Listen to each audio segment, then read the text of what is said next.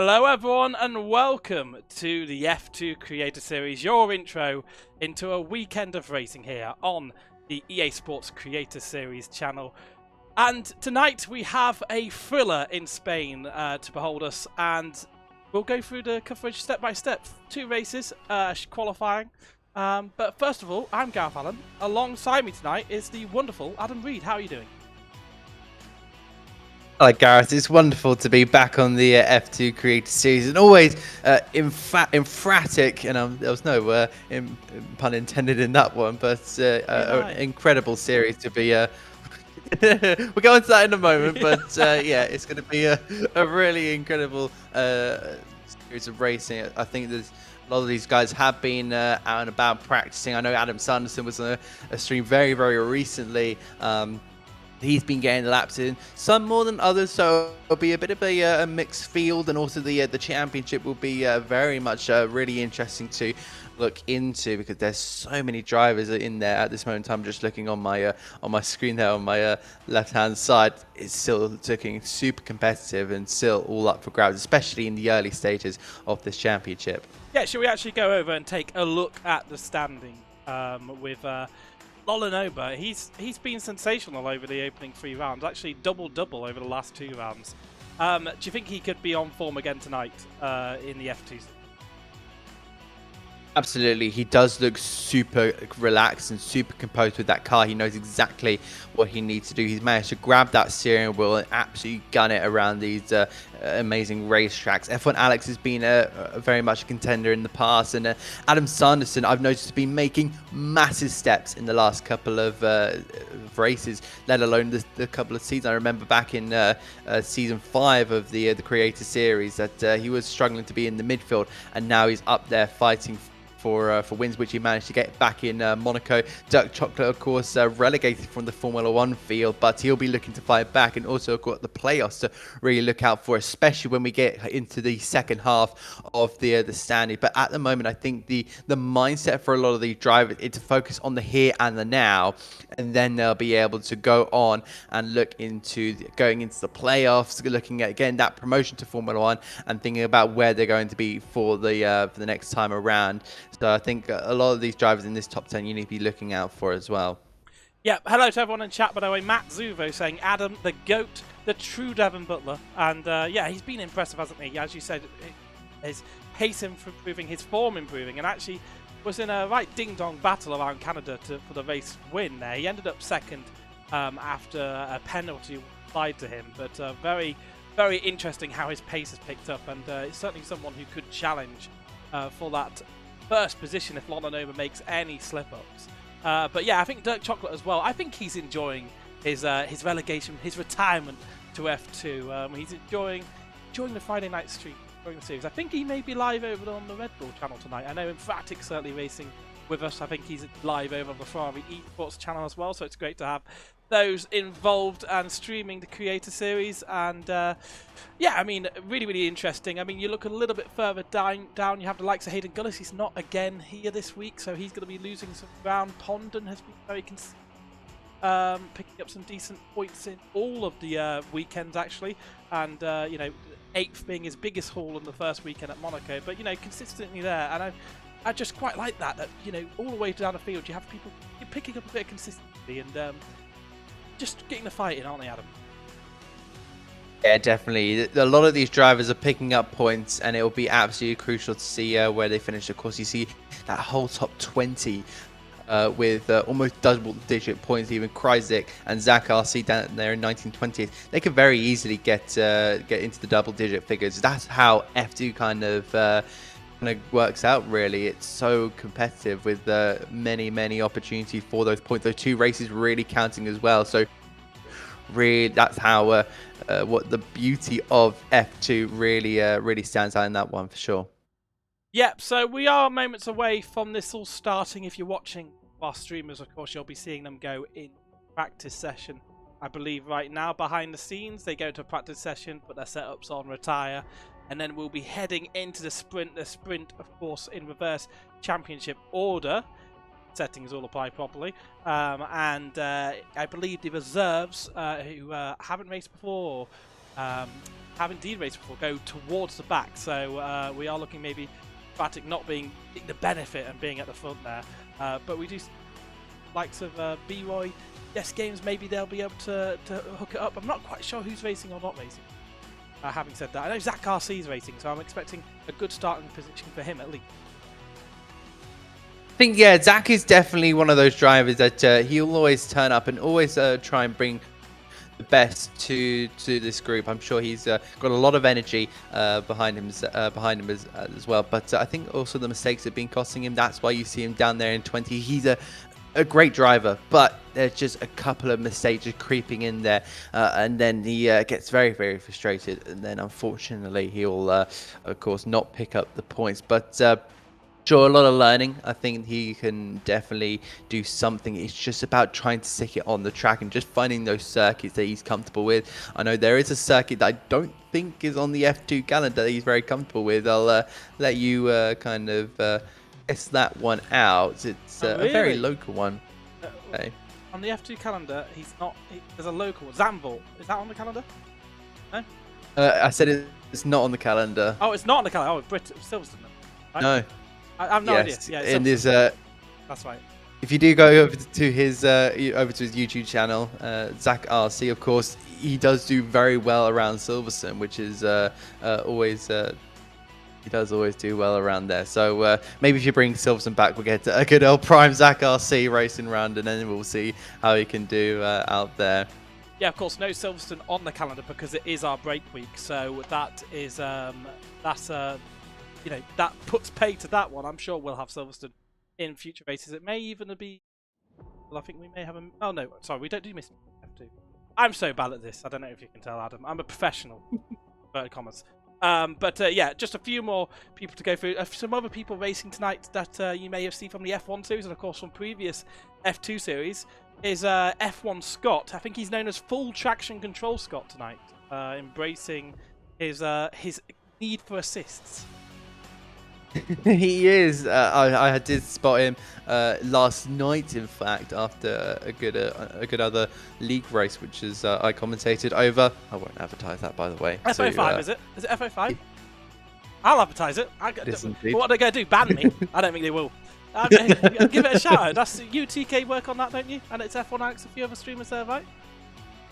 Yeah, it's me and TK that does the commentary for FO5, and a brilliant league that is always notable, and definitely should get an eye in there. So the definite, yeah, a lot of good drivers in there as well.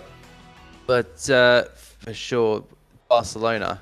What about that circuit? We had a very interesting real-life F2 qualifying session. That was pretty close. In fact, 0.6 of a second separating the top three. But of course, this is not the real-life Formula 2. We don't have the likes of those young drivers in there. We have our beautiful creators creating their amazing content and racing on the virtual game on F1 24. And there is the wonderful pit lane at the Circuit of Barcelona, Catalonia, in all its glory. Looking a little bit cloudy, but of course we will be going into the sprint race at some point in the next couple of seconds. No formation lap as well, so we'll jump straight into this one. And I'm going to apologise profusely beforehand for any dodgy camera angles at turn one. I will do my best. But yeah, Adam, you're going to lead us away on this one. Any last minute takes before we go into it? I'm just expecting a really good race, but here we go. We have got 1, 2, 3, 4, 5, and we go racing here at Catalonia. Zach RC didn't get away. He's standing still like a rubber duck in water as he powers his way. There goes Pondon, and Lolin Nova has managed to get past in the Dams car in toward the first corner, and there's a lockup from one of the premium that might be F1 Alex. Sorry, no, it's Hoodie P. So the Italian there, who in partnership with Williams, but he's in the F2 this time around. But they'll fight through turn 3, and that's a kicks out of a car. Oh, there's big contact. Zach RC involved, and that is going to end up being a safety car. In fact, Zach RC's car went flipping up. There's a Campos in there, the Kush Mighty Campos. Jack Socials in the ART, I think, was involved, as well as Jorrit Jen van Heffen, the Dutch driver in the Van Amersfoort car, but no safety car this time around, and Pondon is defending from the championship leader already. That's absolutely wild that there was no safety car there. I just don't think the creators could handle the grip on those cold tyres around that long right-hander of turn 3. Caught a number of drives out at the back, caught Zach Arcion, who we were riding on board with. He's a casualty early doors, but we do have a battle here. Crysis and Pondon fighting, and F1 Alex just scoots up the inside, around the outside of turn 12. Careful on the bumps here. We're certainly on bump watch tonight, and it's Lolonoba who, surprise, surprise, has the lead of this one, and he started rather high up for a sprint race. Do you not think? Was there something up with that? I think there may have been a little bit of an issue with that sprint grid, but that's just something we have to deal with. But Crysis again on the charge here and looking to get by Pondon. Yeah, he's in that Ralph Bosch on Campos car. Brakes early because he don't want to go slamming into the back of Pondon. It looks like he's just going to try and sit there behind, I believe, the Australian, but the rear is just starting to step away. You really need to be controlling the throttle through a lot of these corners. But let's go back to that, kind of turn 10 moment. But before we go there, Crysis now on the inside here goes around the outside of Pondon. It's going to be Rodin Motorsport, which is now called, against the Campos, and they're being squeezed together, incher towards the next sequence of corners and sliding into Campos. Somehow they managed to keep it out of each other, keep it away, and no carbon fiber being flicked up, but the Campos muscles through, and Crysis has managed to pull it off, passing him behind in the Van Amersfoort car. But the lockup's very much a thing, and they need to try and make sure those they really need to make sure they're keeping their tires in check there. That's not what Patterson's doing. He's on the soft compound tire, and he's really trying to push it to make a good result here. He's the only driver on those soft compound tires. How will that fare around a circuit that really bites here? But you can see now Patterson has got that straight line speed. That's just Bull at the back of the field down in 13th. But going back to the lead action, the Van Amersfoort slides up the inside and puts himself up to 4th. He's now going to try and go for those podium spots. Yeah, he's got to pick up some positions here, but he needs to be careful. He does not want to use up all the rubber because he's going to be suffering from the end. So expect him to rise up the field, but then fall through it later on. We have some good games made by the likes of the Bull TC Scott, F1 Scott there. Crysis actually made up 15 positions in that skirmish at the start there. He must have parted the seas like Noah to get through the chaos of turn 3 to climb all those positions. Lolonoba also climbing a few positions, and the big loser Dirk Chocolate down in 15th position, of course, involved with that collision, and he's in the MP Motorsport car, the baby Red Bull, and he'll be hoping for some kind of safety car to bring himself back into contention here. But we do have a little battle here for 5th position. I think Dragonflies has just got through on Pondon there, the man from Australia, falling down the order here, but still looking in a good position to pick up some points here. A good gap to 8th position. Remember, points all the way down to 8th position in the F2 Creator Series Sprint. Oh, it will be crucial to get in that top 8, especially if you're in the higher standings of that championship. We'll have a look here with Pondon, who's making good progress here, but it's just about, can he get past that high-tech car of Dragonflies. Looking back here, this is Hoodie Pete, of course, involved in that earlier collision at the start of lap 1, and gets squeezed there by a Big Hood in the other Campos. He was also involved in the earlier incident, but the Italian manages to get past there, and Hoodie Pete in that white and red Prema car manages to squeeze on by, but I don't think he'll be able to go for points. Unfortunately, he's just a little bit too far back. Unless something does happen up at the top end of the field, there might be a possibility, but it will require a little bit of luck here. Big is looking to maybe make a move here. He's going to have a look down the inside. Yes, he spots that gap.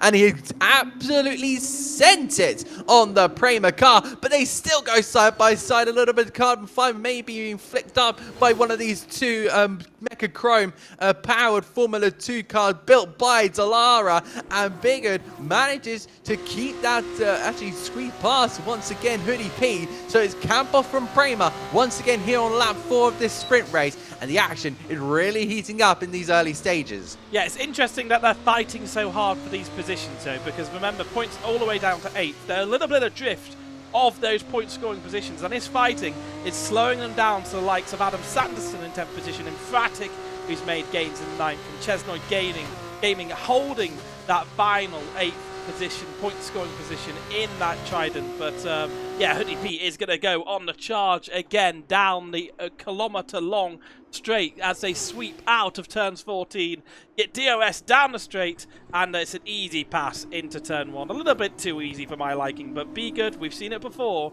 He'll just sit behind, wait for that moment to pounce, and he is in no mood to work together to try and close that gap down. He wants the content. He wants to have a little bit of a fight here. Maybe he knows he needs a safety car to get himself in this one anyway, but Be Good snugged in down the inside of T5, sorry, last time. He's looking to the outside this time. He's going to try and get a little bit of a switchback, a cleaner line and exit out of turn 5. Now up the inside of Hoodie Pete, and I think he's going to get that position again. That's so frustrating for Hoodie Pete, and I think he'll feel that if he doesn't go for the move down the straight, he won't get the move into that position that time. But there has been a spin further up, and it's Patterson on those soft tyres, and he's almost took out the Australian Pondon too. Oh, he's almost took out Chesnoy Gaming there. So what I think has happened is Patterson just taking a bit too much out of those soft compound tyre, who's absolutely gaining off the back of Kryzik. Almost half a second, and then just went spinning round. Pondon had to take evasive action and almost getting slapped by Chesnoy Gaming. So a couple of cars having to go on the evasive action there onto the gravel trap there, and in comes Patterson. I think that might be his sprint race done and dusty. He knows he's not going to get anything for 12th place, or he might be going on for a set of brand new tyres. He knows his race is done there, but there goes Hoodie Pete. Oh, that's a bit of moving under braking there from the Prema car. A little bit naughty there from the Italian, who I think I've noticed has got a little bit of an Andrea Kimi Antonelli inspired helmet. So how he's managed to create that is really nice. I really do like it. It does look like it's Antonelli driving in that car, the young Italian who is poised for a possible seat in Formula 1 as F1 Damien unfortunately retires in that Virtuosi racing car. He will unfortunately be out of the session, but now that brings Hoodie Pete into the top 10 now, so he will not be in the points, but he'll be a step closer to it as Be Good is now just going to try and keep on the tail here of that Prema car. Is he going to look down the inside? Oh, he just defends, and also you see there Hoodie Pete dragging that car more to the inside line, saying, nope, you cannot go through this door, mate. I'm just going to stick in front of you, and you're going to have to attack another way, and that other way will possibly be down at turn 1.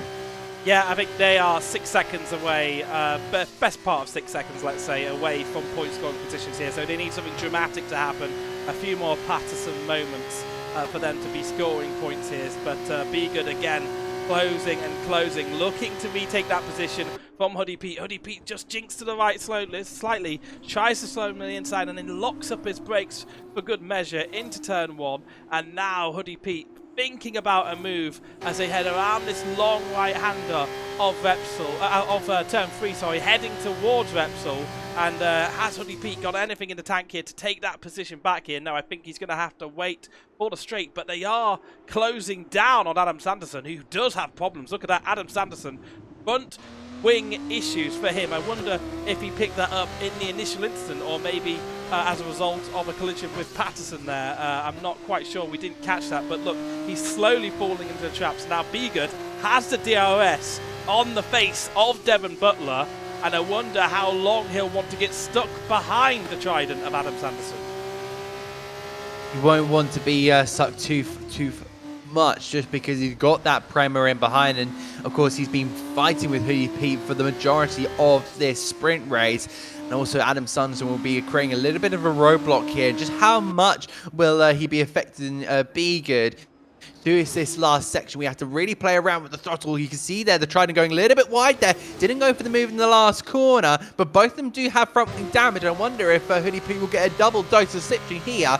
There goes the camper straight past the Trident. A little bit more home mode for the Trident car, but you have to now slip him behind. There goes Hoodie Pete. Will he go for the move? Oh, he just has to back out of that one. Stamp on that brake pedal a little bit more. Add the extra couple of Newton meters to that brake pedal of force.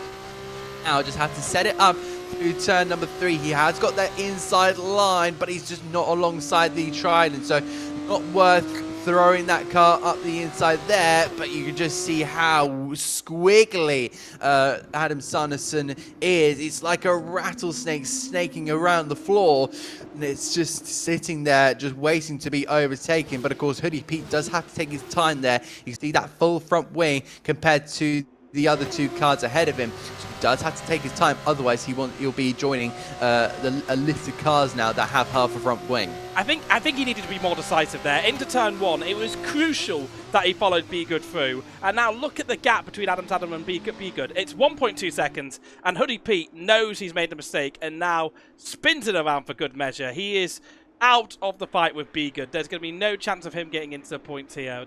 He's way adrift. Be Good has actually closed down an emphatic impressively.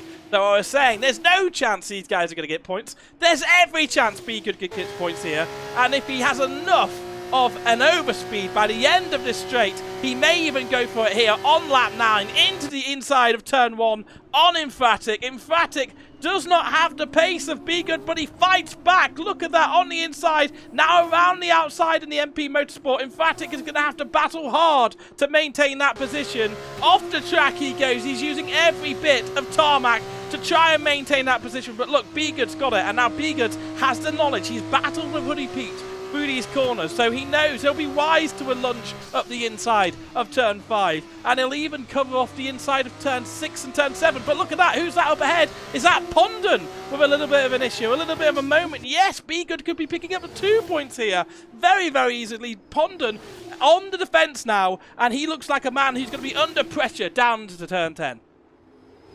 I wonder if he's had a spin here and the tyres just heated up so much. You can see him struggling for traction, and to the outside go Be Good, looking to try and make that outside maneuver on the road in, but he has to slide wide on the marble, and through goes Emphatic in the MP Motorsport. Brilliant battle between the 3 cars. They're really fighting tooth and nail for the maximum 2 points in it, but that just shows you the consistency in Formula 2, and it means that of course any singular point means it will be crucial. You need those for when they all add up at the end of the season. Emphatic might be feeling a little bit of pressure, and you can see there Be Good might be wanting to go for the move, but Pondon has opted to go for that move, and it's just a very fast game of chess. And you can see there Be Good really wants to make that move, but is that going to be the right chess move to make a bit of a slide on the road in Motorsport car,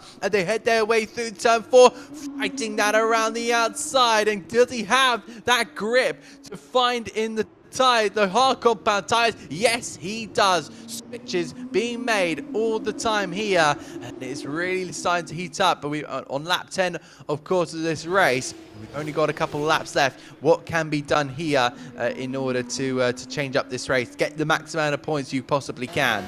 Look, they're really struggling on those tires. All the cars really twitchy out there. Cry6 Dragonflies, they've been trading positions. Truthfully, it's Dragonflies who looks to have sewn up this final podium position in the sprint, because of the fact that the Cry6 has 3 seconds worth of penalties. He needs to push Dragonflies into a mistake here. He's going to put pressure on down to turn 1. He'll get the position on the road, but it's not going to be a position at the end of the race as things stand. But look at this battle for 7th place. The content being created here is fantastic. Be Good is just behind, 7/10 behind. Pondon behind that. He may be out of this fight. He'll do well to ride the coattails of the cars above and try and pick up any scraps here to pick up that final point. But Be Good closing down on Emphatic, the Ferrari driver from F1, deputising for MP Motorsport, and that's not good for Be Good. That's Be Bad into turn 1. He's cut the corner, and he's had a little smack on the bottom from the shoes. That's a 3-second penalty for him, and that's exactly what Pondon was looking for.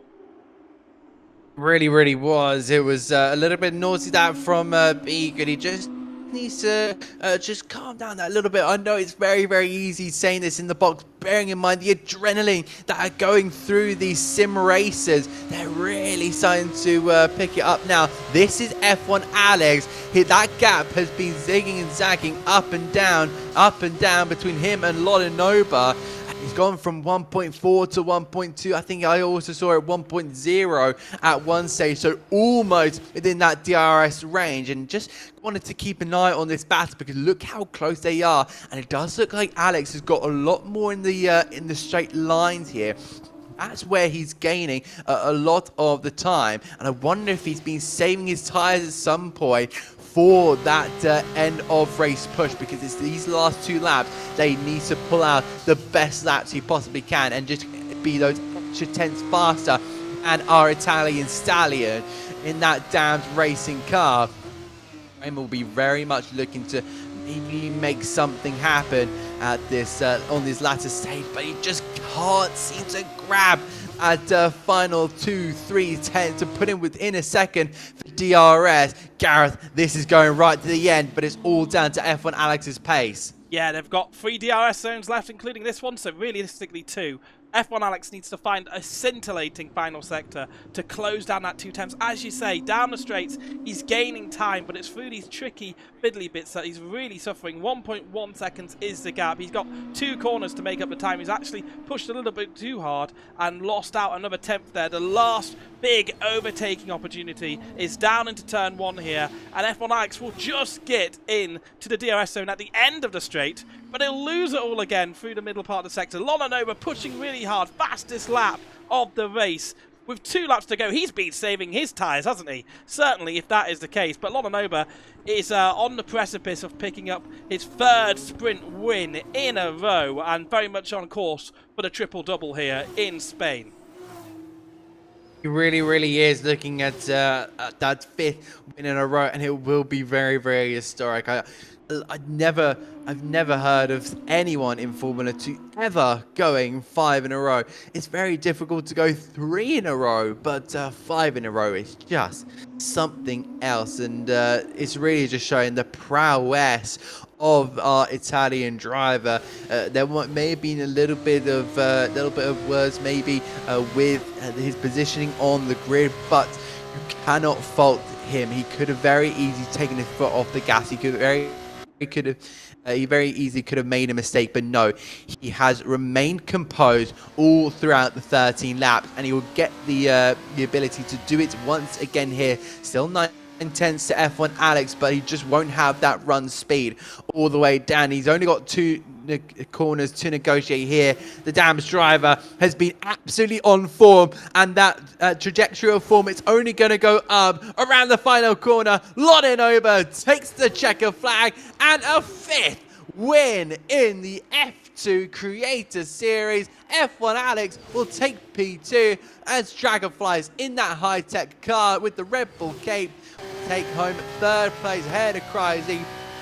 Brilliant from the PMH, or now the AIX racing car of its full TC Scott. The Scotsman will be very happy with the 5th place finish, followed by Chesnoy Gaming for the Trident team based over in Milan. Emphatic on his MP Motorsport debut will just hold off Begood, who does have that 3-second time penalty to his name, and he will finish in the last point paying position. Gareth, a superb race to really kick off this F2 Creator Series around Barcelona. Yeah, I mean, it was all really in that first set of corners, really. I was going to say, look, they're so cleanly through turns 1 and 2. Turns 3, World War III unbraked, and it was carnage and chaos and calamitous through those corners, and that really set the tone for half the grid. They had missing wings, they had to pit. Zach RC, of course, retired from the race thanks to that. The car we were riding on board with just lost it. I think those cold tyres around that long right hand and the hard tyres, of course, being the less grippy, it really shook things up, really. Dirk Chocolate loses position, I believe, to Adam Sanderson on the line thanks to a penalty. Jack Social's over the line, Jessica Ball over the line. It's going to be Patterson, who did that option of running softs at the start, who's going to do a few donuts around the final corner, because why not? There's no one else out there. He's not affecting anyone, and you know, might as well have some fun today, because that was completely the wrong tyre choice to make, because I think they burnt up very, very quickly in this race. They really did. Catalonia is very much no. Oh, is he going to beat? He does beat the Bremer over the line. So luckily lovely. not to get lapped there. But yeah, Patterson was he will look to try and regain form in the feature race. So we have to refocus for that. But I've completely kind of lost my train of thought about what was going on. But we can go through the result. But before we do that, there is the Italian flag out onto the top step of the podium. The national anthem will of course play in real life, but of course licensing issues, the game cannot play that. The trophy is lifted, and that will be another trophy for the Dams team that they'll take back home to Le Mans in France. Yes, right next to the Circuit de la Sarthe, right next to the Mulsanne Straight, so very close to that historic circuit. Of course, the celebrations won't go on for too long because we do have that feature race to attend. But Gareth, run us through those results. Yep, so it was, of course, Lonanoba who's on course for a triple-double here in the Creator Series. Ignore the points, we don't do those points. It's 8 points for first position. Second was F1 Alex, pushed all the way there, was Lonanoba, so he didn't have it easy. Dragonfly's in third, getting that position from Cry6, who, of course, had that penalty. It didn't losing him any position there. Full TC Scott, also known as F1 Scott, on his return to being F2 Scott, he got a 5th position in the sprint. That was good for him. Chesnoid Gaming 6th, 7th for Emphatic, and 8th for Be Good. That's the final points paying positions. Further down the line, we'd had F1 Damien in the Virtuosi and Zach RC in the Carlin, who DNF. Zach RC DNFing on lap 1. Heart must have sunk in that collision at the start. But fantastic, fascinating opening race there tonight. And I can't wait to see what one-shot qualifying and the full feature race bring us, Adam.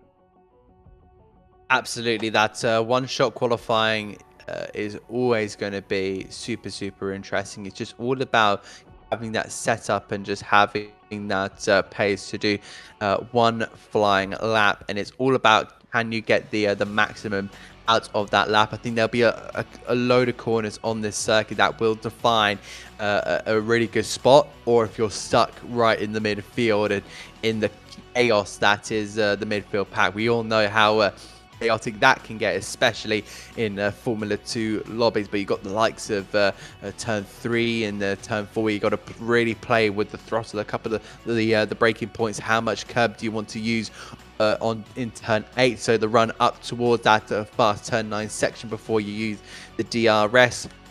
Turn 10 will also be a crucial corner. The reprofiled turn 10, reprofiled turn 10 that was bought for the 2021 Formula 1 season off the top of my head. So that will be a very crucial corner. Can you get that stamped on the brakes? Can you get it turned in? And how much throttle do you want to use, especially through that last corner? Because that it'll be a tiny bit of a lift. I think a lot of drivers know that the penultimate corner will be a lift, but it's just that final corner. Do you go fully off the throttle and then power it back on? Or do you take it to about 50-40% and then slowly put it back on and trying to make that little bit of a risk? It's all about momentum around the circuit for sure, Gareth. Yeah, and I wonder if any of the setup changes have come in to kind of manage that turn 12 bump and how that affects the final corner. Sure, have some negative impact. We didn't have too many bumps out there. Actually, did you get any bumps on Bump Watch today? Any moments there for our drivers on that turn 12 curve, which is getting patched, I believe it is waiting to be released, that patch, but we have 2 races this weekend, so Bump Watch. But I didn't see any in the F2 cars today. Much more troubles at turn 3, wasn't there? Yeah, I didn't see any bump watch for the sprint race, but I think it's just the model of the F2 car, and it's a little bit more higher to the ground. The Formula 1 cars with the ground effect cars, they're more designed to be right on the floor, and people always talk about, and motorsport fans always talk about how low you are to the floor with these Formula 1 cars, and the ground effect, the way it works, you have to be so low. And the way the models kind of work is that the F1 cars will be more lower to the ground, so it'll be more about tomorrow's Formula 1 race that you'll expect to be more on bump watch. So definitely, if our Formula 1 commentators are listening in, definitely make sure that or if our drivers are listening in, they'll have to maybe raise their car up a little bit, or just be a little bit more careful around that section of circuit, not throw away their race. Yeah, of course, if you guys want to tune in for that race tomorrow, it's at 6 PM. F1 is on Saturday nights, F2 on Friday nights. We still have about an hour left to go with this one, with the one-shot qualifying and the feature race. But, you know, if you want to keep abreast of all the action, of course, the WRC nights on a Monday as well. Those are the socials up above. F1 Creator Series across social media gubbins. Go and give us a follow, and certainly on Twitch and YouTube, where we're streaming now, and Twitter. But who watches us? No one watches us. Does anyone watch anything on Twitter? I don't know why we even stream there. I guess it gets us to the top of the thing. Twitter's a waste of time anyway. But that's a sidebar completely. Go and follow us, please do, and keep abreast of all the action. We do have highlights as well for the F1 package going out on Mondays usually too. So yeah, it's fantastic to have you on board with us. A lot of Nova fans in the chat as well today. I can't tell that you know, some people are just talking Italian though. I think they're probably behind hoodie. That must be how it's transpiring here. Man who lives in Italy and races in that Prema didn't do particularly well today, but in the feature race he still has a chance to. We do points all the way down to 15th position in the F2 and F1 Creator Series in the feature race, so every chance to pick up points today. I mean, how many cars did we have finish? I think 16 drivers today, so on that rate, you know, with a little bit more attrition through the race, we certainly could have only 15 drivers left at the end of it. Hopefully we don't see the same scene as turn 3 as last time. Shall we go over the calendar for F2, because we are 4 rounds in now, Adam? We are, and of course we did have that wonderful season opener at Monaco. A bit of a strange place to have a season opener, but I kind of liked it. I liked seeing Monaco as a strange season opener. And then we move on to Canada, and we had... Do you think Monaco's ever been an opener in the past, like the 60s, that kind of thing? I wonder. No, I don't think it... As far as my memory goes, from all the research I've done on Formula 1, I don't think Monaco's ever been a season opener. I wonder what the earliest time it's been in a season. In chat, let us know, when is the earliest time Monaco has been in the F1 season. Carry on. Anyway, please, Adam. Canada round 2, we've already ticked that off, and then Qatar under the night sky. Then we head here to Barcelona, around the Circuit de Barcelona, Catalonia. I'll tell you, 13.5 miles away from the city centre. Then we head to the Red Bull Ring to Austria, I was going to say the fastest circuit on the calendar, because of course that is only about a 1 minute 6 lap times in Formula 1 cars.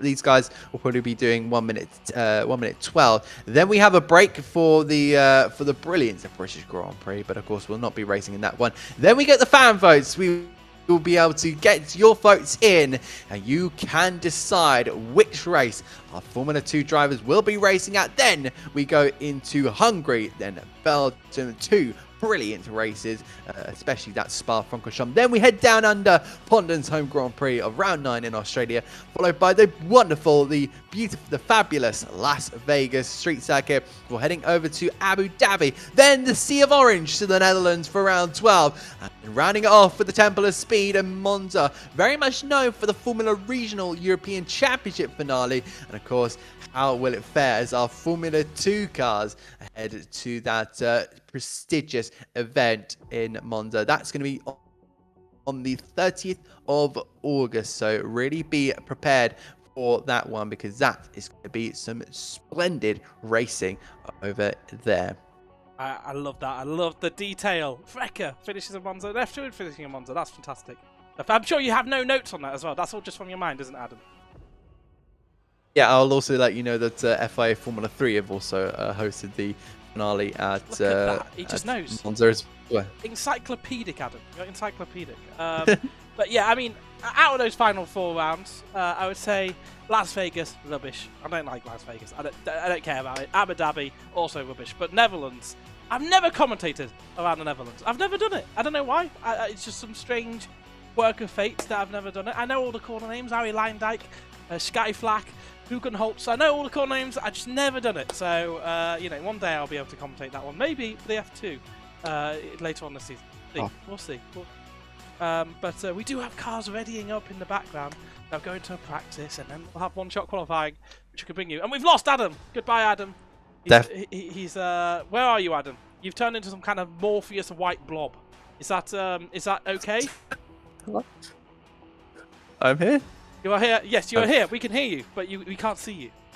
Turned into a white brick. Probably my. There we are. He's back. Probably my internet.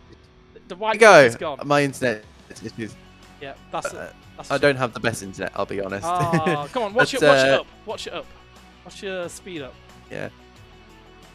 I don't know, but I want to try and get this. No. I was going to try and get a running comment of Gareth for F2 Dutch Grand Prix.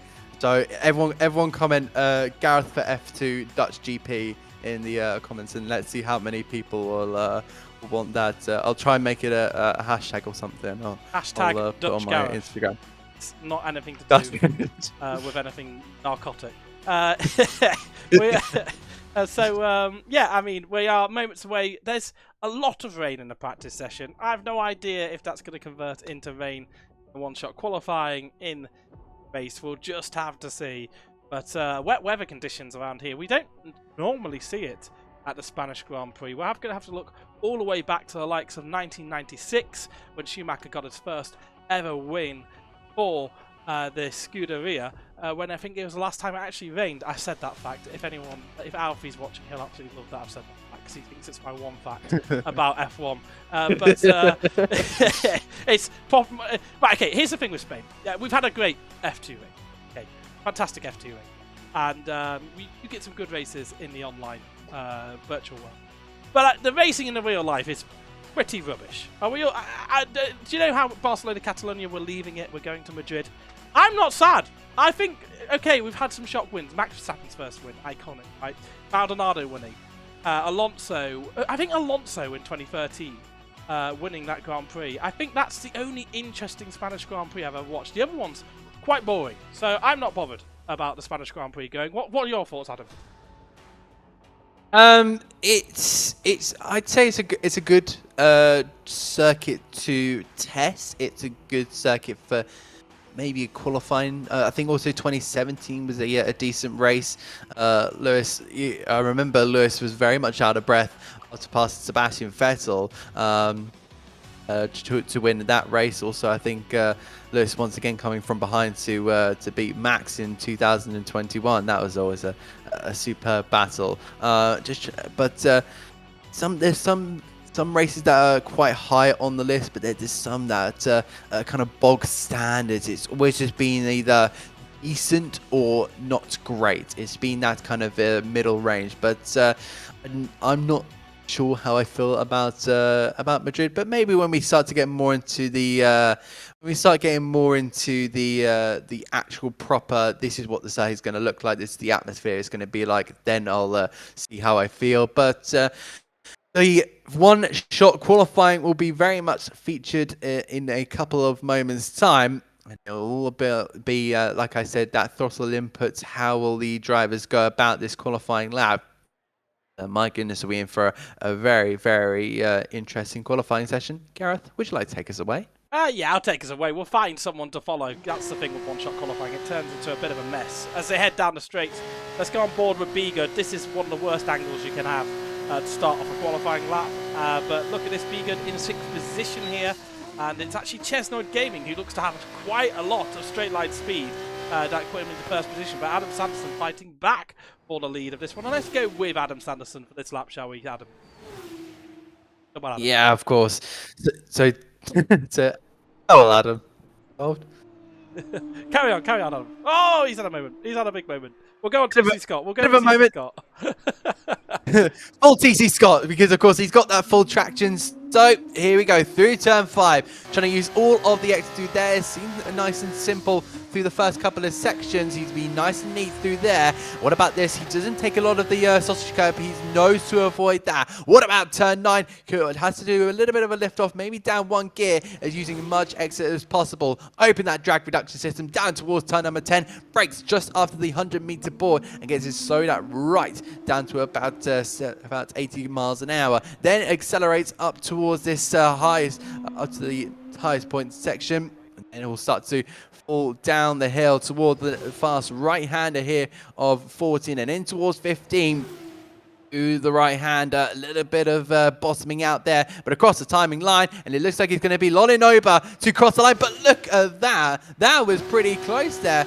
0.3 of a second between him and Scott, but a P2 for full TC Scott there. The Scotsman is up there with the Italian. Brilliant stuff from everyone there. There is Lolinoba in the Dams car. He'll take pole position ahead of full TC Scott. With F1 Alex in the Prima, he'll have a car between him and the Dams driver. Then we've got Dragon Files ahead of Adam Sanderson, who managed to claw back to 5th, with Beagard and Kryzik with Patterson in P8, and then Damien in the Virtuosi racing car. Jack Social will round out the top 10 with Jorrit van Heffen in P11 with Pondon, and then Chestnut Gaming, Hoodie Pete there in 14th, followed by Zach RC, Jessball, Fratic and Dirk Chocolate. The two MPs getting disqualified. So the two best friends there in the MP Motorsport, which has been so successful around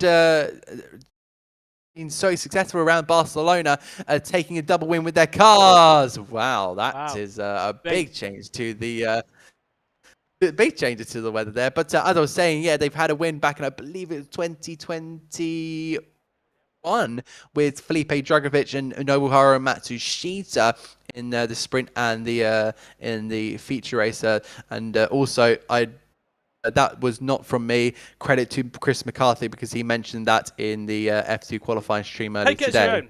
Plagiarising. But I always suggest plagiarising. It's the best thing you can do, Adam, in my opinion. I did it in my GCSEs. No, I didn't. Matt Zuvu quickly in chat. He said the earliest the Monaco Grand Prix has been is the 14th of April. That was in 1929, though. I think that was the first one, right? 1929. But anyway, into the race. Over to you, Adam.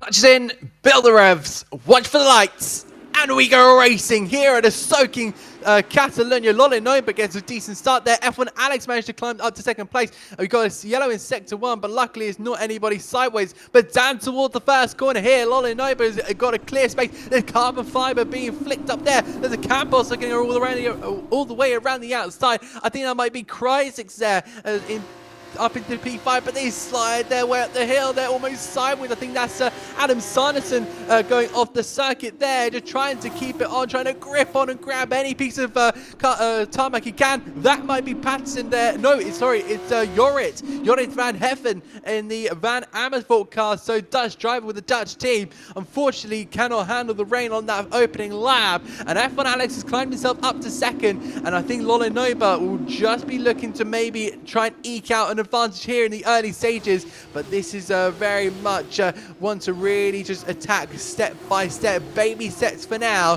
then you'll be able to attack it with leaps. With Lolinoba, followed by F1 Alex. Full TC Scott only dropping 1 place from that start, followed by Adam Sanderson, who's managed to pick himself up a place. And it's going to be Kryzik and Beagard, the top 6 so far. The 2 camp bosses in the at their home Grand Prix. The team that is based in Madrid. They are in the top 10 here. Oh, that's a slow car. That might be Patterson, I believe. I couldn't quite tell from the huge amounts of spray. And it was Patterson, and the cars are just so close between them two. Bit of bumping and barging from the 2 Red Bull cars. I think that might be Doug Chocolate and Pondon in the MP and the Rodin respectively, but they exit the final corner and they look to try and maybe calm it a little bit down for now, but they're on to lap 2, and again it'll just be continuous baby steps for this grid. Yeah, look at this. Adam Sanderson, F1 Scott. We've seen this battle before. F1 Scott has lost a position to F1 Alex on the opening rotation now. I think really off the line, just struggling. And look at that, a bit of a 4-wheel drift that felt like from F1 Alex as he came through, took the curve of 3. But Adam Sanderson up the inside of full TC Scott. The full TC doesn't seem to be helping him massively against Adam Sanderson. I bet Adams will. Anyway, but it's TC versus TC, and Adam Sanderson gets that position, 3rd position for the Trident. That is quite a wonderful move around the outside as I waffled on about traction control. Kryzik there, he's in the hunt now. He's someone who picks up penalties in that sprint race, but so he can keep that under control. He could be on the course for a podium here. He certainly has the pace for it, and I think a big shout out goes for Give me an eye in Fratic, who has indeed got up into 8th position there, up 9 positions. Remember, he started right next to his co-op career mode buddy Dirk Chocolate at the back of the grid. Dirk Chocolate only progressing the 13th position. So that is a big move there from him. Zach RC actually making a move on Pondon, but Zach RC, I think, going a bit wide, and now he's going to be under pressure from Jan van Geppen. Dirk Chocolate battling with the other Van Amersfoort car, and I think Dirk Chocolate has just got that position away from Patterson, and now he's behind F1 Damien as they go down in the Invicta Virtuosi. He's actually 1.5 seconds behind, so he's going to have to get a little bit of consistency here and smoothness to close up that gap ahead, and I think we'll start to see this one settle down a little bit because of these inclement conditions. For sure, they're going to have to really keep an eye on not just themselves, but other cars around them, because of course there's very little time between a snap and you going into that car ahead of you. Sure, they're going to have to really just be on their tippy toes here. And that gap up at the front still about 8 tenths of a second, but this is Dragonfly still there sitting in P6, but that top 6 is still looking pretty close out up the top end of the field. And Alex just continuing to just try and follow in the footsteps in the wheel tracks here of Lolinova, because the Italian is leading the way, and he will be the one working the circuit out. That is Patterson once again spinning around, and Jess Bull comes onto the scene and unfortunately knocks the front wing, so carbon fiber gets flicked up into the sky and then come crashing back down, and unfortunately will be disconnected from the cars. But more contact, and unfortunate contact there. The Yorkshire man just not being able to handle the circuit. I'm not sure if he's had much practice, has the Yorkshire man. He's really another disappointing. He has unfortunately there for the Van Amersfoort driver, but he'll just continue to try and make progress when he has the time in his spare time. Hopefully, he'll be able to come back swinging. Yeah, he just keeps as well spinning it up on the rear tyres as well. I think he's just got an absolutely cooked setup on, and when I say cooked, I mean it in course the worst of ways. At the front, Lolinova keeping that distance to F1 Alex at 8 tenths. How much dearly he would have loved to be 8 tenths behind in the sprint, but of course no DRS available until we go to dry conditions. Will we hit dry conditions? I'm getting a message about 28 minutes more of rain expected.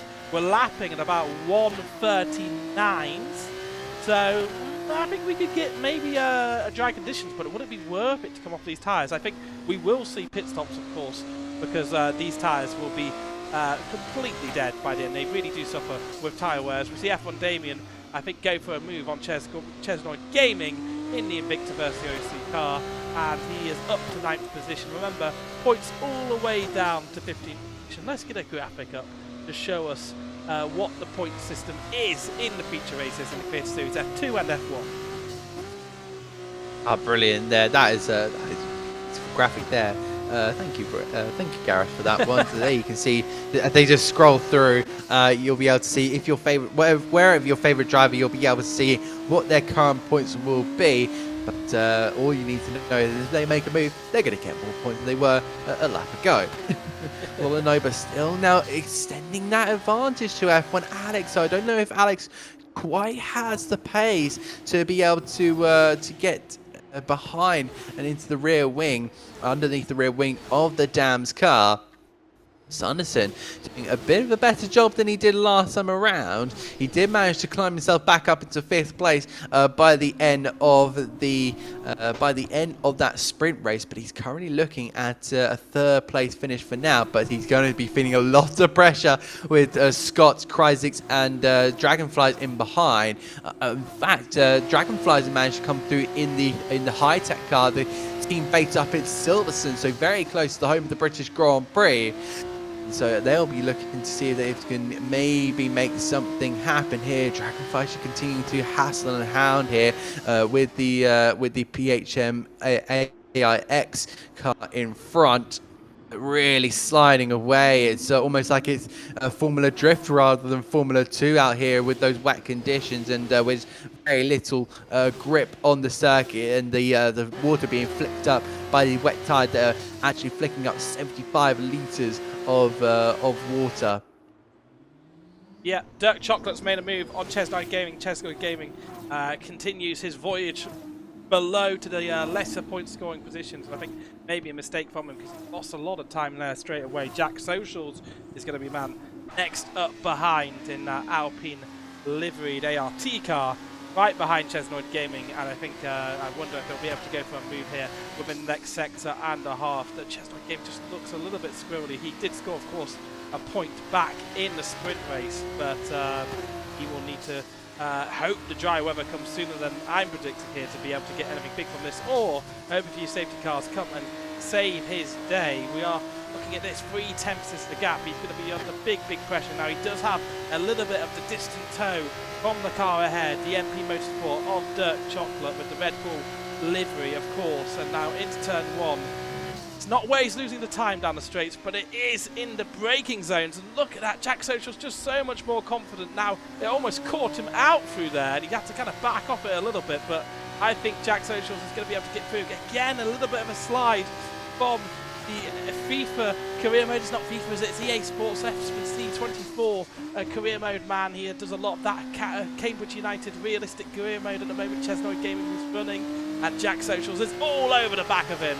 And it's going to be a nice realistic move around the outside of turn 5 here. Chess9 Gaming is going to have to put the squeeze on around the exit to be able to defend this one. But I think he's going to go for a daring and audacious move into turn 7. And he's still going to keep it there, keep it there. But he'll run onto the bumps here. But they'll have the inside line as they go towards turn 9. And it's just a little bit too much on traction. And that really cost him a little bit there. And I don't think he'll be able to have a run down into turn 10 as well, consequentially. Yeah, he just doesn't seem to be able to have that run. He did get that little tap, was so lucky not to be faced with Barrier, having a meeting with Barrier indeed. So he's still out there at this moment in time, down in P12, so picking up very little points. Pondon has been given a time penalty there for multiple warnings, so that's her possibility of track limits. As Lenoba just goes and sets another fastest lap, 139.3, and this is what I was talking about at the start of the broadcast, and just how comfortable he is in that Dams racing car, just how comfortable he is to turn the steering wheel, be on the throttle. He knows like the back of his hand, it feels like, in that little Dams car there. We should be seeing the Italian in Formula 1 in no time soon.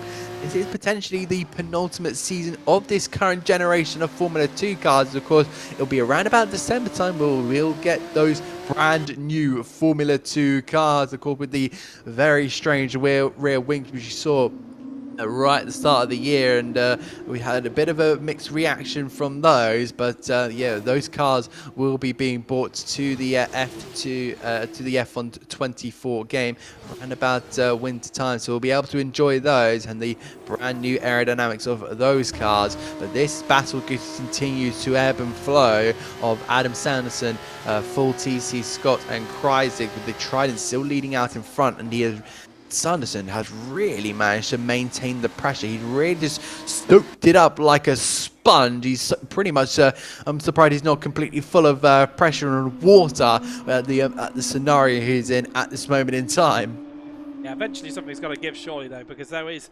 3 raging cars behind, all within about a second of a half of Adam Sanderson. But look at that, just through the final sector, seeming to have an edge on Full TC Scott, F1 Scott of course. Scott Taylor, the man who's commentated F2 for a while. Now he's a full F1 Creative Series driver, but closing down, it may have helped having that slingshot out of the final corner. He looks to the inside a little bit earlier on the brakes. That gives Adam Sanderson the advantage. If he's not careful here, he could be losing a position. Offense turns into defense, and around the outside goes Kreisig, but it's going to be the inside line for F1 Scott, and F1 Scott maintains that position for now. He maybe even thinks about a move up Adam Sanderson, but he does not get that position. A little bit of a wiggle there into the braking of turn 4, and now look at that, Dragonfly Dragonflies is right behind there. Dragonflies, Dragonfiles, I'm not quite sure which one it is, but Krysic certainly having a battle with him now. Full TC Scott again involved in this skirmish. He could be losing a position, and it's actually Krysic who's going to come out on top as they go into turn 7. And Adam Sanderson again has a little bit of breathing room, but F1 Scott, he's not taking this one lying down, is he, Adam? This is really, really good stuff there. I thought it was a little bit naughty from Adam Sanderson. If you do go back, and I'm sure we might be able to get a replay, he did not leave a lot of room there on the inside of turn number 1, but he has managed to escape and get that breathing room, that much needed breathing room that he needs. That gap has extended to now over a second, and with Krysic managing to get past full TC Scott, he's now thinking, well, if you can't get past Sanderson, I will. The Campos driver, the Spanish team, looking to try and edge ahead here.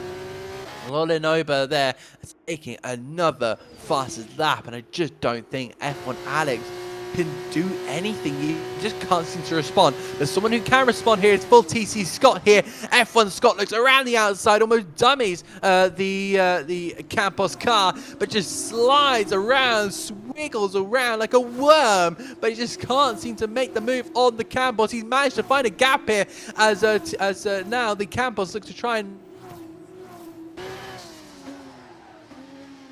Adam gone? Hello? I think Adam's gone for a little bit of a moment there. We'll see if Yes, I like the... Adam, you're back. Great. Adam's back. Great. Carry on. Frozen screen, I can't lie. I'm sorry. Oh, there we go. we now have the PHM AIX of TC Scott. So didn't manage to get past. Sorry about that. Internet, please be nice to me next time around.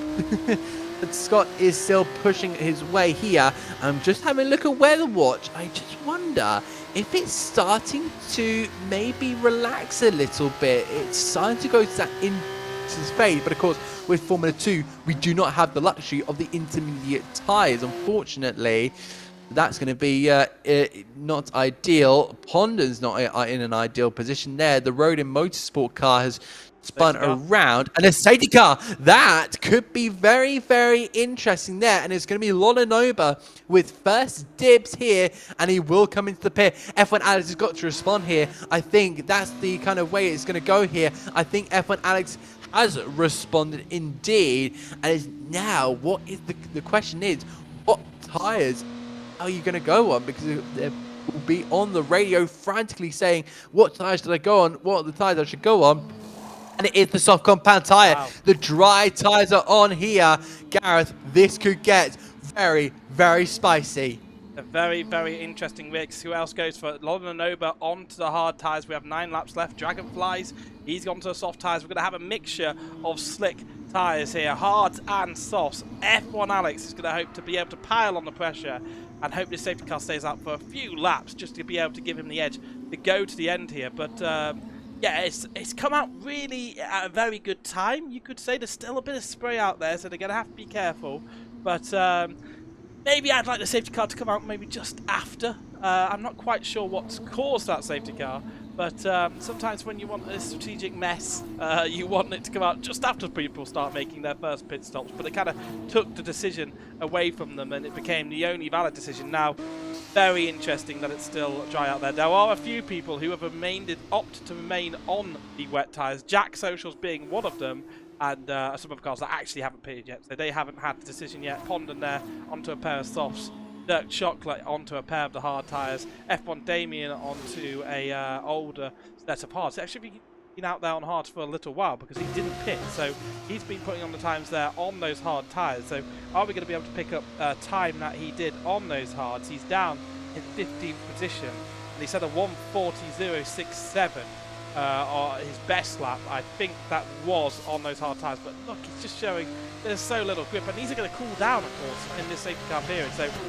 they're going to hope that this safety car stays out for a few laps, go long, and it really clears any of the greasiness of this circuit. It is a super, super interesting scenario at this moment in time, because I think a lot of these drivers did kind of time it at the perfect time, because now the rain has kind of gone off. The track is not quite sodden, but it will be damp. It will be damp, and that is the driver we're currently wondering about. Jack Socials going on to another set of wet tyres, so he will probably have to come in at this moment in time, unless the game decides, hey, you know what, I'm going to start pouring down with rain again. But yeah, Jack Socials, I think, will have to come in again. It's the only way that he's going to get a result out of this. But it will drop him to the back of the grid, and there you go. He is into the pit lane. Yep. Hello, everyone in chat. I hope you're enjoying this race. It's been quite action-packed. Well, not quite as action-packed as a sprint. I think now we have some dry condition running. We'll have DRS. We'll have lots of fun. Jack Socials getting a 10-second penalty for speeding in the pits. So, yeah, his day really is. Might as well put it in the waste recycling bin for him. He's in a very difficult position. I think the fascinating thing here, from here on out, is going to be the first and second position. That juxtaposition of tyre choice. Soft tyres for F1 Alex. How long can they last? We saw on Patterson really struggled after a few laps. But let's face it, Patterson has struggled in all conditions this weekend, so let's not tar our judgment of that. But F1 Alex, he'll need to get a pass done almost immediately and then build a gap that he can maintain away from Lolanova. Lolanova, of course, if he wins this one, it is the triple-double for him. The first time in F1 Creator Series history. Is it the first time in F1 Creator Series history? I've got no idea, I'm just making stuff. I don't know. But a very impressive stat it would be if he does make it to the end here. We'll have about maybe 12 laps. Will we lap 12, lap 13 we go in? So we'll have a good number of racing laps left. But of course, 2 laps after the safety car goes in, that's when the DRS will come. Yeah, we'll probably get about 6 or 7 laps in here, I think. We're going to be going on to lap 12. The safety car has not come in, so we will have to go for another lap behind the safety car. I think that was just called because Pondon just sat there too long in the kitty litter. He just sat there, and that caused the safety car. So whilst he was trying to get himself out of the gravel trap, that's why the safety car was deployed. The mix of tires is super interesting. Is that Jack's Socials that has maybe gone round, or yeah, he's down there in 15th? Yeah, is he giving up? What is he? I don't know. I think he's just stuck behind a slow-moving Australian. Yeah, I think. Or it might be. Delta? Is Patterson a lapped car? I'm thinking Patterson's a lapped car here. Because, oh, there you go. He's not a lapped car. He's plus 1 minute 40 to Jess. The Delta scuffed? Oh, he may be lapped. He looks very slippery. It might be. Yeah, he may be going in. Can I get a G from Darth in chat? You certainly can. G. So, how are we going on this one? Who is your bet for taking this win as Patterson? I think he needs to retire the car, truthfully. That he's getting lapped and lapped and lapped. And he couldn't even get around the final corner. I think he's got the most balk setup in the history of F2. Who's your pick for the race win here, Adam? I think it's going to be interesting because the group are making their way down towards turn 12. Lolanova, we know that pace is unbelievable, but with the time you have remaining, F1 Alex is looking so vicious on those soft compound tires. You cannot throw him out of contention.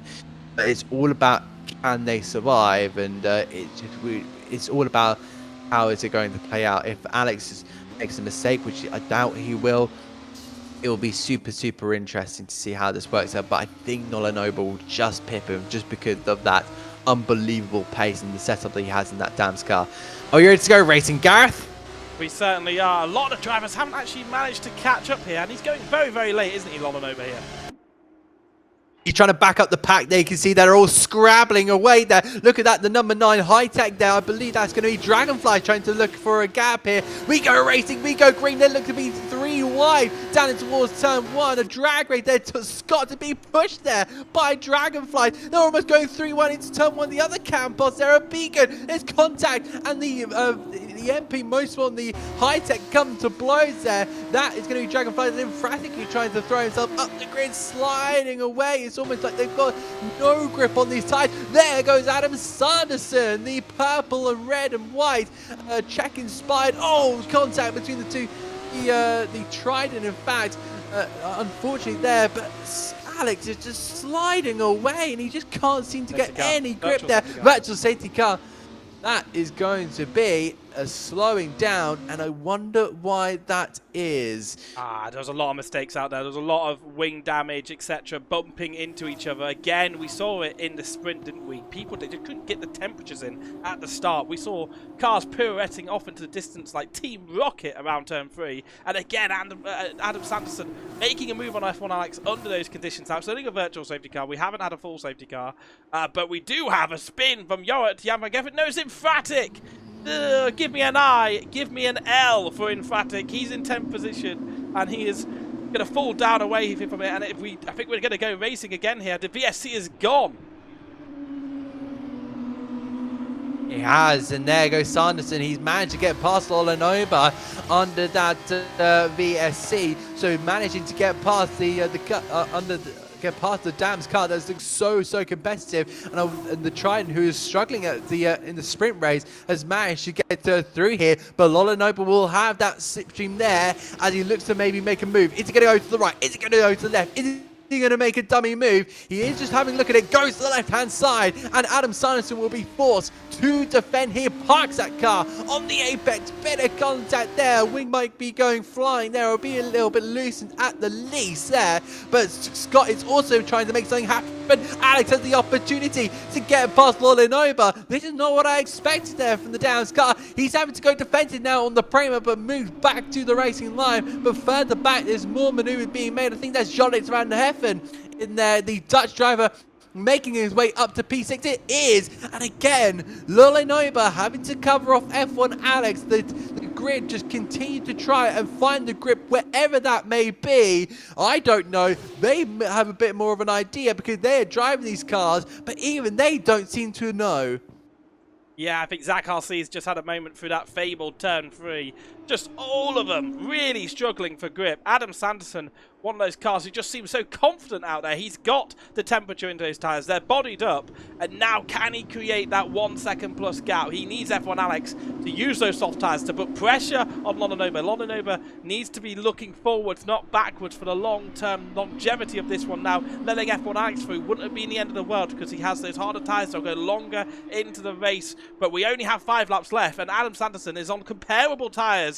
The man who is the face of Devon Butler hasn't won in the F2 Creator Series this season. His best place was, of course, second in Canada in the feature race. Could he be the man to snatch away the triple-double from Olanoba? Or is Olanoba going to be able to fight back? Well, F1 Scott has 3 seconds worth of penalties, but he's looking up the inside now of F1 Alex. He's looking to make up some ground. And look at this, through this section of corners, they're just twitching left and right, really sideways, and any mistake could happen here. Yeah, you really have to be on top of your car. You really have to make sure you know what's going on here. As that's a wide moment there from one of the Red Bull Caped cars there. Oh, that's going to be Jorrit van Geffen. I think they're sliding in towards turn number 4 there. So reminiscing of Hamilton Rosberg there without the, but only a singular car there. That got pretty close there, and lucky to avoid everyone in there. Lap 15, and just look how close the pack is. They're just still side by side, and Dragonfly continues to try and make something happen. I think he has got past full F1, full TC Scott there, so Scott will have to concede that position. I think there was a little bit of barging as well, which is not ideal. It's not quite in the gentlemanly racing rule book, but Scott still looking to try and maybe get back here. In fact, he's been overtaken by the Campos. Yeah, so the white and green Campos getting past that all brown PHM AIX car. I say AIX, that's technically what it's under the name as now. But, oh, again, sliding through these next sequence of corner to turn 12 and 13 there. They're getting so close with each other. I think they're just having to maybe just calm down a little bit. I know they're getting very much in the elbows of each other. Sanderson could very much be on for a win here, but he's got a big driver, a big name driver to defend from here, and it's about where is the grip, where can you find it here. This is going to be a very tough time for Adam Sanderson. He's managed to soak up so much at the little sponge that he has been, and somehow finds himself in this position. Can he survive? That is the main question.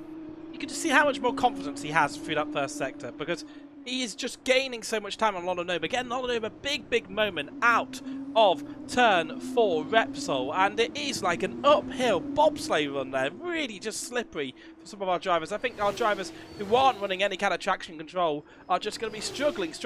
But is it Adam Sanderson slowing down just a little bit there? I feel like he did just back off just a little bit through those corners, maybe a little better moment for the man, the Trident, who's yet to win this season.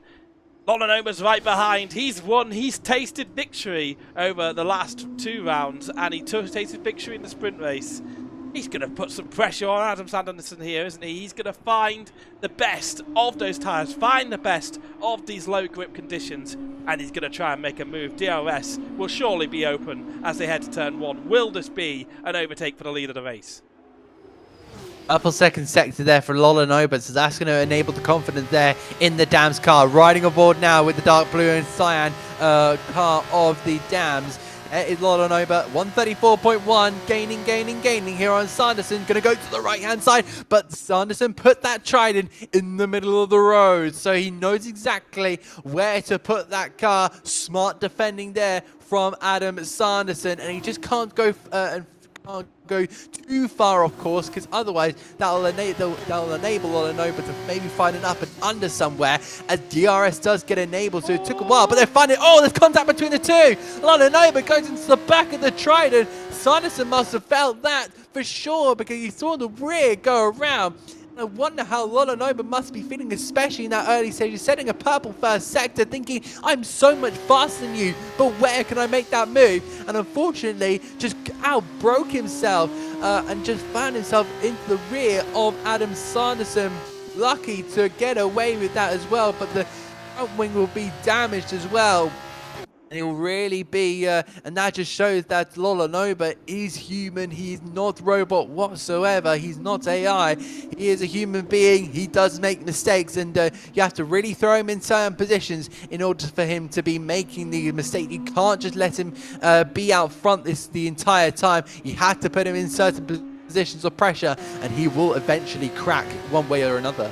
Yeah, I mean, so we've had a first bout of DRS here. Adam Sanderson, 4-wheel drift around the final corner. That is not the way to optimise your exit of turn 14. And Lolonova has sensed that, pounced on it, and took that position. The first outings of DRS. It's looked dry for many laps. I wonder if it has actually been dry, because our drivers have been seriously struggling on those dry weather tyres. Lolonova's been struggling. He's got that front wing damage, and can Adam Sanderson use that to his advantage through the corners? He's going to have more grip now than Lolonova. He's got to use that, but Lolonova, he maybe have a less, at least a margin in the tank here to defend from the likes of Adam Sanderson. I think this now is truly dry weather conditions, so there'll be less slipping and sliding, but look at that, Adam Sanderson able to take a much shallower line there through turns 4, and it gave him maybe an angle of attack into turn 5, but he didn't take it, and now Adam Sanderson will sit behind, and I think he'll be able to keep up, and I think this will be a little bit of a DRS battle. Of course, we are on the penultimate lap. He'll have DRS on the one in to Lacaxa at turn 10, and Dirk Chocolate's retired from the session. That's in the pits. He's had enough. He said, well, that was way too slippery for me, like driving on melted chocolate, and Adam Sanderson just needs to keep himself within a whiff here to have a chance down into turn 1. Well, late braking there, so really just trying to gain up to the back of the Dams car, and a little bit of traffic will be involved in that. Is going to be, I believe, the high-tech there of Jess Bull, and I'm sure she will be overtaken down the main street, but again sliding through that penultimate corner. Somehow Adam Sanderson just can't seem to get that, can't seem to get it so far. DRS for for the Dams car of Lolonova as he sets another fastest lap. Adam Sanderson trying to get that slipstream, does in fact, and close it right up to the back the match, and Sanderson's round, and that leaves Lonanoba on his own. A move that could have been, I think he just wants to gain up to the back of the dams, but unfortunately just smacked the back of the rear, so trading bumper to bumper. Playing a bit of bumper cars, unfortunately, and it was a spin there for Adam Sanderson. He'll stay in second, but look at that group behind him. That is Scott from Joris Van Heffen, from F1 Alex. Alex just hasn't been able to get those tyres to work, those soft compound tyres to work. Van Heffen through the outside line and just got squeezed by Scott. Scott is really showing how the muscles in that AIX racing car, side by side through turn 8, and almost contact there between the two cars. The Van Amersfoort really pushing the limits here and manages to squeeze through. Van Heffen hasn't quite had the best of results here. He's in fact had one round in round 2 of Canada, and will now be able to put himself on a podium spot here. But it's all about Lonanoba once again surviving the storm, weathering the storm. The Dams driver will come round the final corner and for the 6th time in a row wins the Spanish Grand Prix, wins an F2 race. And my word, what an incredible feat. We're seeing history being made here in the F2 Creator Series. Adam Sanderson will finish home in P2, and F1 Alex will finish home in P3. Kryzik managing to put in the fastest lap right at the end there, 1:31.925. What an ending. That was super stuff. Yep, in fact, it's going to round out the final corner, get 10th position, remember, points all the way down into 50 in our championship. The F2 Creator Series has been phenomenal today, really interesting. Those conditions, I think we just weren't seeing on rain on our client side, because I think it was wet conditions. That's why they struggled. I really wonder if the likes of Jack Socials, he went on the wets. He was the only person to put that second set of wets on. Would have that been a winning move if he stuck to it? Because he's ended up in 15th. Okay, it's the final points paying position. But I think he could have got that if he stayed out on those wets anyway. I think he maybe could have got more. I think that's the bottle of the day. Let's not talk about driver of the day yet. But bottle of the day goes to Jack Socials. Because I wonder if that was the right move all along. It was a bit of an interesting call, but I'm not entirely sure if that would have been the right call to be on. It was going to be one of those what if questions, unfortunately. But yeah, Jack Socials will come across the timing line, and it will come home in that one singular point. But yeah, a very interesting kind of talk to have post-race. We could try and maybe drag him in and ask him about what he kind of Jack's not appreciative of me calling it the bottle of the day in chat. Jack, sorry, it's bottle of the day for me. Now, these standings are going to be completely useless. I don't know if you noticed that, Adam. There was a few DNFs because people were retiring from the session and leaving session. So we're going to have to take the results over the line. We know who our top 3 are, so we can certainly give you that. Lonanoba in first position. But beyond that, look, TC Scott was not in third. Right, okay, so we got F1 Alex was the third place man. So these are wrong. These results are wrong, guys. I'll be honest. Lonanoba, Adam Sanderson, and F1 Alex were the 3 podium sitters. Beyond that, who knows, right? We'll have to take the results from as they cross the line. I think Jack Socials' car was maybe glitched. Like he was running in 15th, now he's 12th.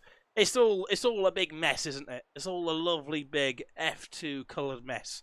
Those results. So let's not feed too much into those, and instead see our lovely faces, because it's not been it's been too long since on screen. It's been all of 5 minutes.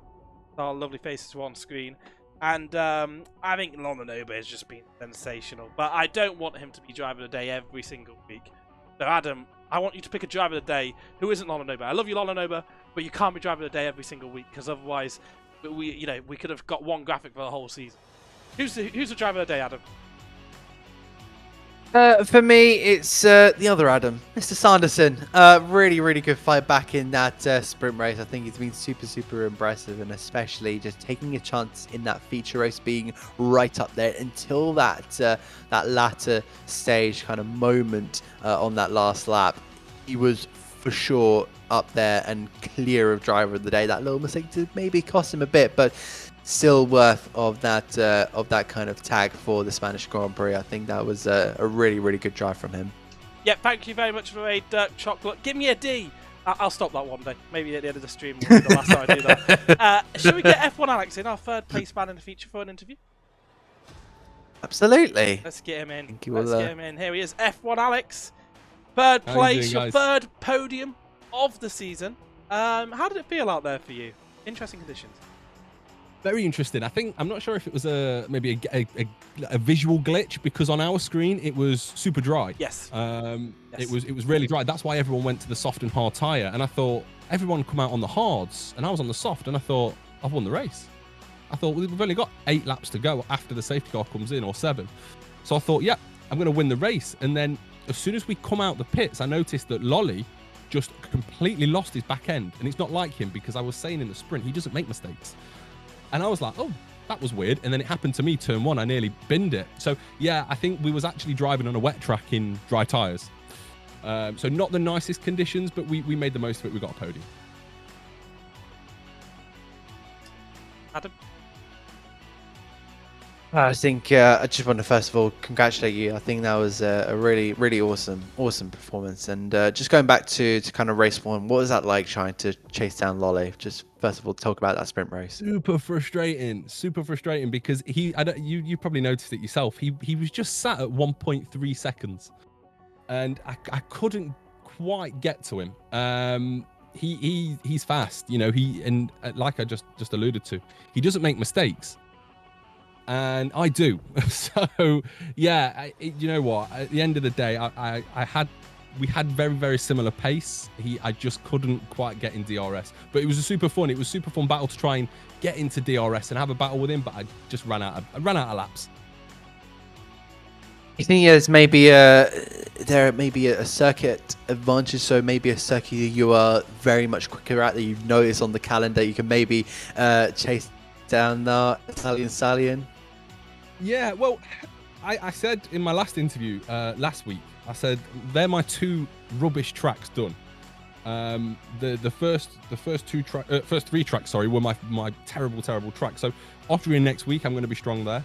Obviously, the fan vote, we don't know what that'll be. Moving forward, they're all my good tracks, and today was the start of the good tracks. And that showed. You know, we had Qatar, we had Canada, and I was nowhere near Lolly. You know, I was probably half a second a lap down. We come to Spain. Quali, I didn't do very well, but during the sprint, during the race, you know, I was there with him. So yeah, we're looking forward, and hopefully we're going to get quicker and quicker. We're going to get closer and closer, and hopefully give him a challenge, because it can't be fun for him starting first and finishing first. Yeah, I can kind of vouch on that one. But do you know kind of what the building blocks are to be able to get to that level? Consistency. You know, I need to stop making mistakes. I was really struggling at turn 1 today, losing the back end. You know, I need to keep the lap times the same. If I keep the lap times the same, I'll stay with him. But there was just times when I'd just sneak into DRS, nowhere near a DRS zone, and I'd make a couple of silly mistakes. The back end would twitch, and I'd correct, and then I'm back to 1.3, 1.4. So I think it's all down to consistency. If we get consistent lap after lap after lap, I think we're challenging for wins for sure.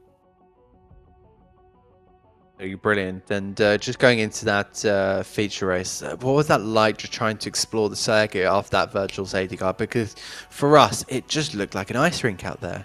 Yeah, it was. My chat said that it's like driving on an ice rink, and it really was. But what was super confusing is on our screens it was dry. There was. Same for us. It was. I actually thought DRS was enabled, and then when DRS said it was enabled, I was like, oh, has it been a wet race? Because it didn't seem wet. I wonder if Jack Socials, who did come out on the wets, he could maybe done something good if he didn't end pit for dries. I was considering it.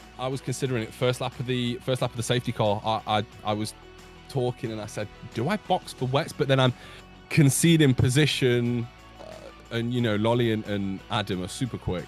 Do I want to concede position? I've seen it in the past where you pit for fresh tires and then you actually finish like 5 places below where you pitted from.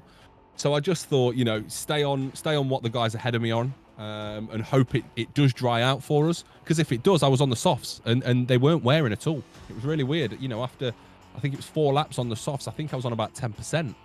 So I was just kept saying to myself, look, if it dries out, I've got them. I'll get them, because hards and softs, the compound difference, the speed difference is crazy. But it just didn't dry, and it was really slippy. So yeah, it was a tough race. It was like an ice rink, and I'm sure Adam will say the same.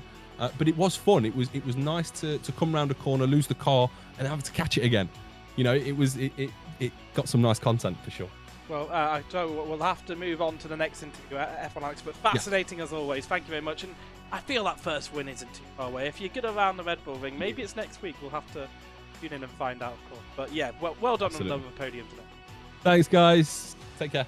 Thank you very much. We're going to move on to Adam Sanderson next. He led the Grand Prix, the feature race, I should say, for a few laps. And then on that final lap, you just send it. You just thought, I'll brake a little bit later than I have ever have done. And it went a bit pear-shaped. To be honest, I when Lolly was overtaking me, I thought, you know what, this is good, right? I can have the overtake done on the second to last lap as we cross the finish line, start-finish line to get onto the last lap. I can have DRS then, I can overtake him. And if you saw the Canadian race, I can put up a good defense if I need to. So I thought, you know what, I'll just park the bus every corner, left and right. But on that main straight, there was Jess. Jess gave Lolly DRS, and I just couldn't overtake him. We both had DRS. There was no chance I was going to get past him. And then I missed my braking point, and I went to the back of him, which, to be fair, he did to me a couple of laps before, and it was like tit for tat. It was accidental, but it was like, yeah, fair enough. So I hold my hands up for that one. But yeah, spun it, and yeah, that was it. That was me done. But yeah, if I'm not blaming her, obviously, but if Jess wasn't there... Oh. A lot of fans from Lolanova's side for Jess, because he gave him that DRS. Yeah, and I bet. you know, without that DRS, certainly it could have been yours, Adam. That must feel so frustrating. It's so gutting because I let the foot off a little bit to allow him to have DRS to overtake me. Then I planned it because I thought surely no one's going to be a lap down, but then they were. It was pain, but it's okay. So I'll take P2. I think I'm now still P3 because I started at the back for the sprint on the random grid for the 3rd week in a row. Love it. 4th week in a row. No, hang on. I started last in Monaco. Ignore me. Yeah. Sprints have not been my friend with starting positions and random grids. I'm last every time. But it is what it is. We move. We've just got to keep pushing. Adam? Questions for Adam? Oh, hello. Hello. So, of course, yeah, brilliant stuff from the feature race. But what about that sprint race? Because that was a very chaotic race from your side, I believe. Honestly, it was that 3rd corner. Everyone had cold tyres. Everyone was on hards. Everyone had full fuel. Didn't quite know what to expect going into that. And I took it easy. But even when I ran off track trying to avoid people, I couldn't. So that was it. I had no front wing for the whole race. And then I thought, you know what? I'll wait for a safety car. Even though there were pile up after pile up. I think F1 Damien put it into the pit wall. No safety car for that. I don't know how that worked, but whatever. I was waiting for that safety to pit, but never came. Thought, you know what? I'll pit for softs and change my wing. When I did that, got the fastest lap. Took that away from Lolly, so he didn't get that 1 extra point. But, you know, it is what it is. That's racing. But like I said, I would like to hope that eventually I can start in a favourable position in one of these sprint races. It doesn't seem like the randomised grid is very random at the minute. But I will. And then I went off the back and messed up my quali lap. Had the purple last sector, managed to bring that back, but I just lost it. Again, to be honest, was it turn 4? Lost it there, but I managed to claw it back to P5. But it is what it is. I'm talking too much. You should probably take over. Just finally, quickly going on to the next round in Austria. Yeah. Is that going to be a strong circuit for you? Do you think you need a little bit more practice on that one? No, honestly, I thought I always have better race pace than quali pace, but I never really sweat it out too much. I come in here to have a bit of fun. Yes, winning is fun for me, so I will practice a decent amount. This week I've been quite inundated with work, a couple of night shoots that I just couldn't get around, so I wasn't able to practice that much. But next week I'll give it a bit more of a go, and hopefully we can take that win. But we'll see what happens in the sprint race. Chaos always ensues at Austria. T1 is not going to be anyone's friend. Very much. Certainly. Thank you very much for the interview, Adam. Congratulations Thank on you that very second much. position. Unlucky to not get Appreciate first it. today, but No, I'm sure it's appreciate coming. it. That win. I'm sure it's coming. Oh, it is. Oh, it is. Thank you guys. very much. I'd like to interview Lolanoba. He's raided us, but he's not in interview waiting room. So we'll go hang for Lolanoba for a minute, but keep an eye out. But we'll just kind of go into an outro style phase here. Of course, given driver of the day to Adam Sanderson. We did tell him that actually. Get a little graphic. Oh, Lolanoba's appeared. Look at that. A wild. I was gonna say he's in here. A wild Lolanoba has appeared. Let's get him in for a chat. Our race winner, the man who's got the triple double in the F2 Creator Series this season. Fantastic stuff. How was that for you? That was chaotic. You lost a bit of front wing in the skirmish. Yeah, race. I apologize to Adam for for the contact, but the last lap I know is not intentionally, and same for me for the contact for my front wing from my front wing. So I know it's so chaotic.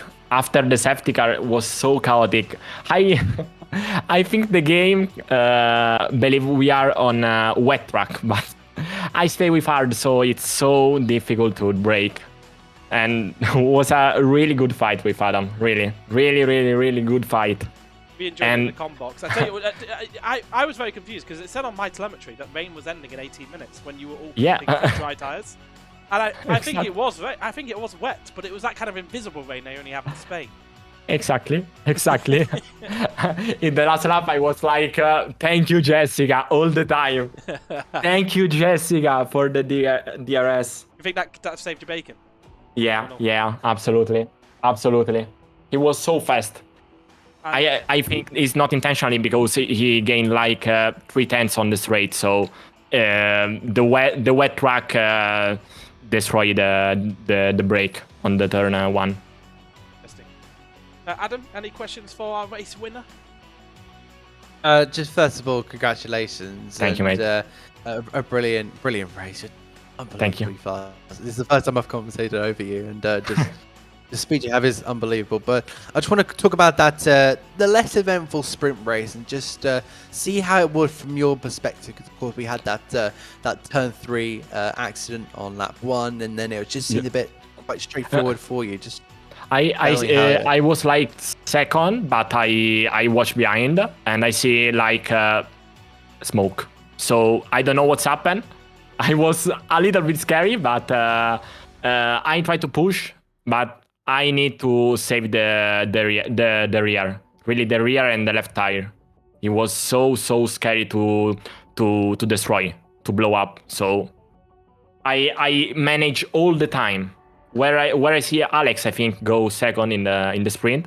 I push where I see I can gain, and I manage when I see he gain a little bit, and he was a little bit too with no front wing, so I not gaining in the straight, but in the corner I was so fast, so that's good for the sprint. I manage really good. You think that kind of put a spring step for this one cut shot qualifying in the feature race? Well, I think I do better on sprint a little bit because I don't like my qualifying lap. I really don't like it for sector 1 and sector 3. But I think the important is to win. And I really enjoy the Spain Grand Prix. And just finally, Austria is next on the calendar. Is that a circuit you're strung around? Because of course it's very short. There's not much to the circuit. Yeah. Do you think there's going to be a strong circuit for you? I don't know. I literally don't know. I never train on Austria, so it's new for me now. I need to push. You do not need to push. That's that. You need to stop pushing about anything, Lolanoba. Yeah, the one person I would say that does not push is you.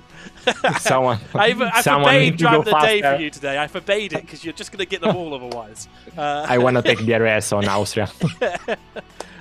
Fantastic. Thank you very much for joining the commentary booth. Thank you. It's great Bye to bye. hear from you, and we will see you again, I'm sure, next week for another win. Let's see how that goes, but maybe I've jinxed it. We'll want the commentator curse on Lolanoba. He's won too many already. One word to describe that car Grand Prix, Adam. It's a stupid question, but go on, give it a go. One word. You can say scuffed if you want to. I'm gonna die here. It was interesting. I know Right, I say that a lot, Right.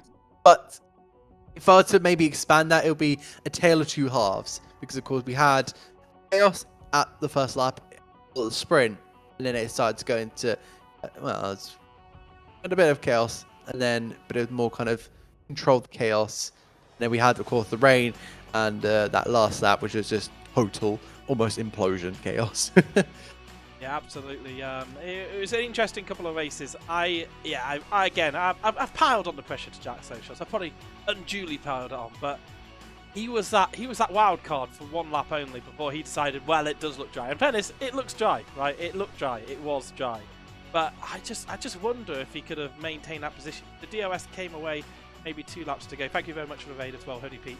Yeah, very, very interesting. My one word would be scuffed completely. That's, we had 8 laps where it looked bone dry and it was in fact very wet. It actually looked a bit wet.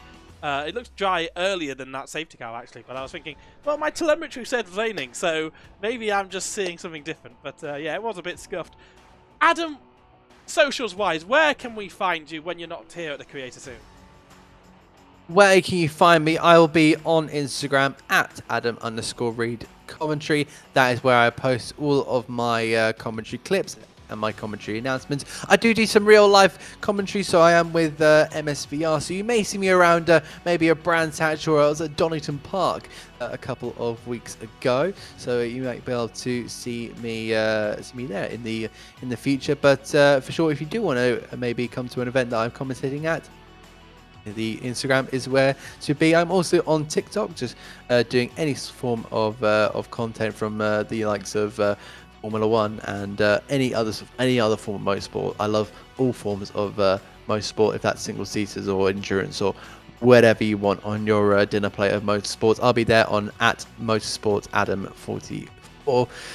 There you go. That is kind of my little social boost, if you'd like. There we are. Also, I've put comms in chat. You can go to the links. I'm pretty sure you're on there, Adam. What are your socials?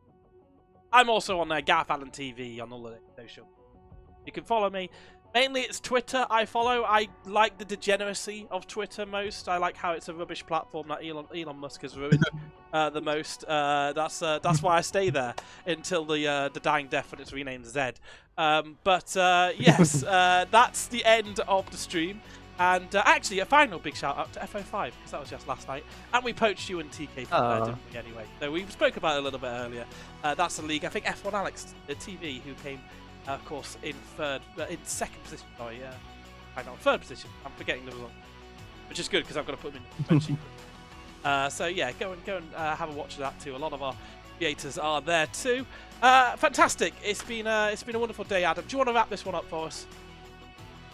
Yeah, our actual, I'll first of all say this, our FO5 Div 2 race will be on Sunday at 8 PM, so there you go, another thing for you to go and watch. But I'll wrap this up by thank you so much for watching F2 Creator Series. You can watch our Formula 1 drivers tomorrow at 6 PM. My name has been Adam, that's been Gareth, take care, good night.